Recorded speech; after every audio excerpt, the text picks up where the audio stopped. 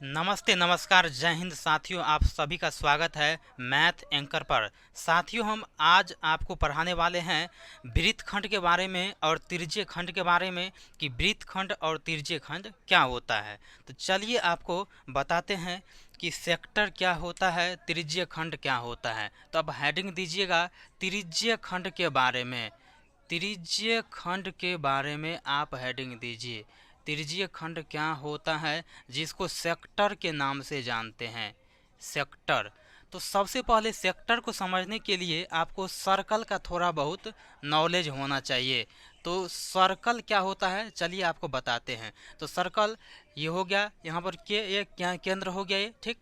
अब यहाँ पर देख लीजिए, यहाँ पर तो ये तिर्य्या हो गया, यहाँ पर एक तिर्य्या और दो तिर्य्या, यानी दो दो यहाँ पर हम रेडियस ले लिए, क्योंकि हमें सेक्टर आपको पढ़ाना है। और इन्हीं तिर्य्या से जो बीच में एंगल बनता है, इसको थीटा लिख देते हैं। और ये देख रहे हैं, ये आर्क, इन्हीं आर्क के कारण यहाँ पर थीटा डिग्री का निर्माण हो रहा है। ये आर्क, इसको बोलते हैं चाप। ये क्या है? चाप की लंबाई। ये क्या है? चाप की लंबाई। चाप की लंबाई यानी L बराबर हम क्या लिख दिए? चाप की लंबाई। अगर हमें सेक्टर का एरिया ज्ञात करना है तो सेक्टर का एरिया कैसे निकाल लेंगे? यहाँ पर लिखिएगा एरिया। सेक्टर का एरिया कैसे निकालेंगे? तो आप जानते हैं कि एक सर्कल का एंगल कितना होता है? 360 डिग्री। तो यहाँ पर आप लिखिएगा 360 डिग्री। और त्रिभुज का वृत्त का एरिया क्या होता है? तो वृत्त का एरिया होता है पाई आर स्क्वायर। यहाँ पर देख लीजिए, अगर हम 1 डिग्री की बात करेंगे तो क्या होगा? पाई आर स्क्वायर बटा 360 डिग्री। यानी 360 डिग्री बराबर पाई आर स्क्वायर इसलिए हुआ क्योंकि एक सर्कल जो है सो 360 डिग्री का कोण बनाता है, और सर्कल का एरिया क्या होता है? पाई आर स्क्वायर। अगर हम यहाँ पर थीटा डिग्री की बात करेंगे तो यहाँ पर लिखेंगे पाई आर स्क्वायर बटा 360 गुना थीटा। दोनों ओर थीटा से हम मल्टीप्लाई कर दिए तो क्या यहाँ पर हो गया? थीटा बटा 360 गुना पाई आर स्क्वायर लिख सकते हैं। यहाँ पर देख लीजिए, अगर थीटा को पाई आर स्क्वायर से गुना करेंगे तो थीटा पाई आर स्क्वायर बटा 360 तो 360। तो इस तरह से आप लिखिएगा यहाँ पर तिर्य्य खंड। तिर्य्य खंड का क्षेत्रफल। तिर्य्य खंड का क्षेत्रफल, इसको लघु तिर्य्य खंड के नाम से भी जानते हैं। तो क्या हो गया? थीटा बटा 360 गुना पाई आर स्क्वायर। क्या हो गया? ये तिर्य्य खंड का क्षेत्रफल हो गया। तिर्य्य खंड का क्षेत्रफल हो गया। अब हेडिंग दे दीजिए। अब हेडिंग दे दीजिए चाप की लंबाई। हेडिंग दे दीजिए चाप की लंबाई। चाप की लंबाई। तो चाप की लंबाई क्या होगा वो आपको हम बताते हैं। यहाँ पर गौर से देख लीजिए, चाप की लंबाई की बात करते हैं।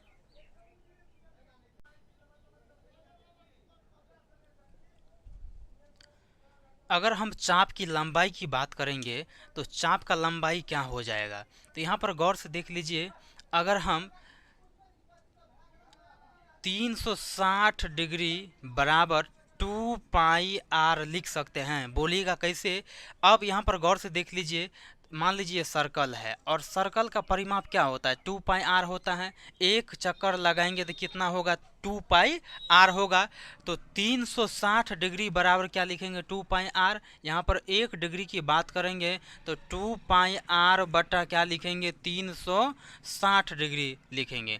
अगर यहाँ पर हम थीटा डिग्री की बात करेंगे तो क्या होगा? थीटा बटा 360 गुना 2 पाई आर। थीटा बटा 360 गुना 2 पाई आर, यही हो गया क्या? आपका चाप की लंबाई। तो यहाँ पर लिखिएगा चाप की लंबाई। चाप की लंबाई यानी L बराबर लिखेंगे थीटा बटा 360 गुना 2 पाई आर। ये हो गया आपका चाप की लंबाई हो गया। अब हम यहाँ पर सेक्टर, इसका हम परिमाप निकालेंगे तो परिमाप क्या हो जाएगा? परिमाप क्या हो जाएगा? तो गौर से यहाँ पर देख लीजिए, मान लीजिए ये सर्कल है, ये सर्कल है और ये केंद्र है, और ये त्रिज्या है। त्रिज्या को आर से लिखते हैं, ये आर हो गया। और ये आर्क है, आर्क जिसको चाप बोलते हैं। और चाप की लंबाई को मान लेते हैं क्या, एल। ये क्या है, चाप है। तो यहाँ पर गौर से देख लीजिए, यहाँ पर लिखिएगा त्रिज्यीय खंड का परिमाप, त्रिज्यीय खंड का परिमाप। तो परिमाप में क्या देखते हैं आप, एक आर और एक आर क्या हो जाएगा यहाँ पर, तो L प्लस लिखेंगे 2R। ये L यहाँ पर चाप की लंबाई, जहाँ L का मान कितना दिया है, थीटा बटा 360 और पाई आर 2 पाई आर। तो त्रिज्यीय खंड का परिमाप क्या हो गया, तो ये हो गया L प्लस 2R लिखिएगा, जहाँ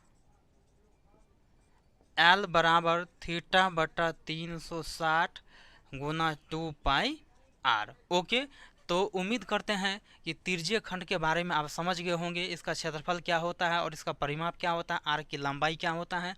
अब हेडिंग दे दीजिए यहाँ पर वृत्त खंड के बारे में। वृत्त खंड क्या होता है, जिसको सेगमेंट के नाम से जानते हैं। तो वृत्त खंड क्या होता है, चलिए हम आपको बताते हैं। तो वृत्त खंड भी दो प्रकार का होता है, वृत्त खंड भी दो प्रकार का होता है। अगर इसमें आप जो है सो दीर्घ त्रिज्यीय खंड की बात करेंगे तो क्या होगा, मान लीजिए लघु का क्या होगा, थीटा, और दीर्घ की बात करेंगे तो क्या होगा, मान लीजिए अल्फा। तो सीधा यहाँ पर क्या करेंगे, थीटा का जगह पे क्या रख देंगे, अल्फा रख देंगे। आपका क्या होगा, दीर्घ खत्म हो जाएगा, दीर्घ निकल जाएगा। चलिए हम वृत्त खंड की बात करते हैं। तो वृत्त खंड क्या होता है, तो सबसे पहले ये मान लीजिए सर्कल है, क्या है, ये सर्कल है, ये सर्कल है। और ये क्या है, ये चाप है, क्या है, ये चाप है, सॉरी।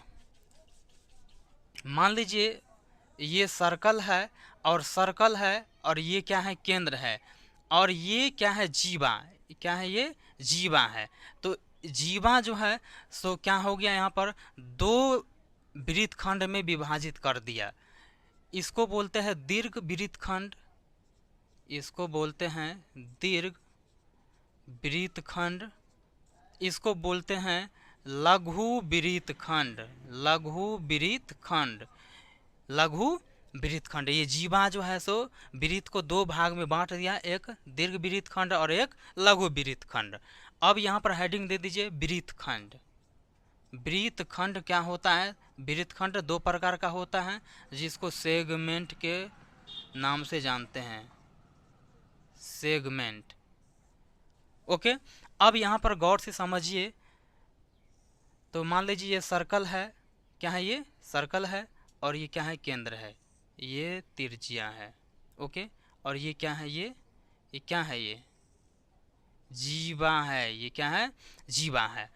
और यहाँ पर गौर से देखिए, इसको आर त्रिज्या है, ये क्या है, ओ है, तो इसको ओ केंद्र मान लेते हैं। इसका नाम दे दीजिए ओ पी बी। हमें इसका एरिया निकालना है, हमें इसका एरिया निकालना है, इसका एरिया।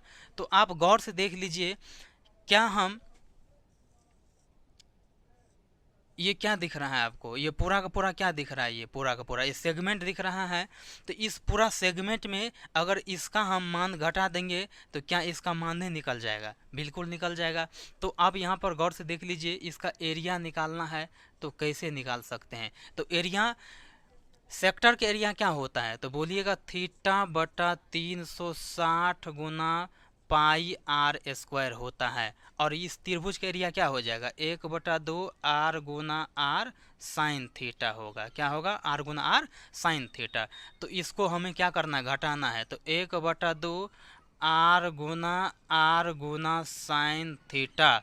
यहाँ पर गौर से देख लीजिए, तो थीटा बटा 360 गुना पाई आर स्क्वायर माइनस 1/2 गुना आर स्क्वायर साइन थीटा। ये क्या हो गया आपका, लघु वृत्त खंड का एरिया। तो यहाँ पर लिख लीजिएगा लघु वृत्त खंड, लघु वृत्त खंड का क्षेत्रफल, लघु वृत्त खंड का क्षेत्रफल। तो लघु वृत्त खंड का क्षेत्रफल क्या हो गया, थीटा बटा 360 pi R square minus 1/2 R square sine theta.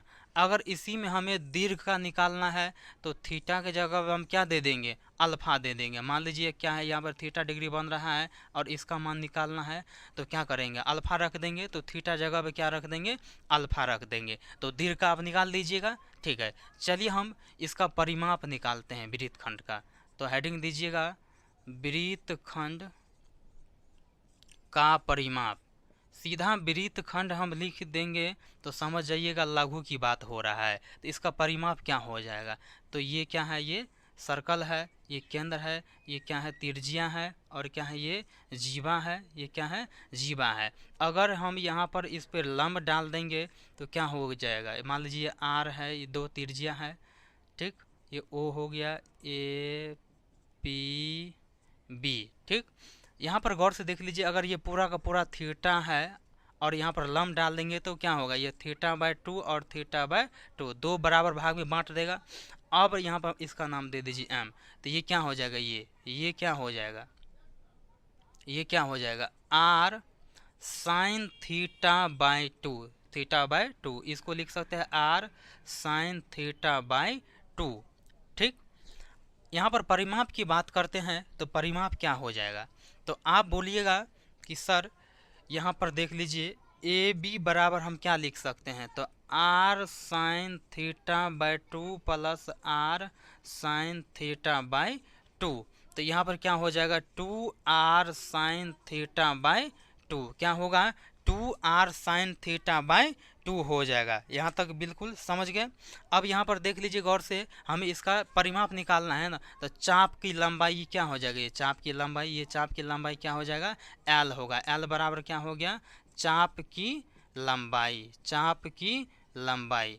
तो परिमाप हम क्या लिख सकते हैं, तो बोलिएगा l प्लस क्या, 2r sin θ/2, यही हो गया आपका वृत्तखंड का परिमाप। ये क्या हो गया, वृत्तखंड का परिमाप। तो उम्मीद करते हैं कि ये क्लास आपको समझ में आ गया होगा। अगर समझ में आ गया है तो इस वीडियो को लाइक कीजिए, शेयर कीजिए, सब्सक्राइब कीजिए। बहुत बहुत धन्यवाद।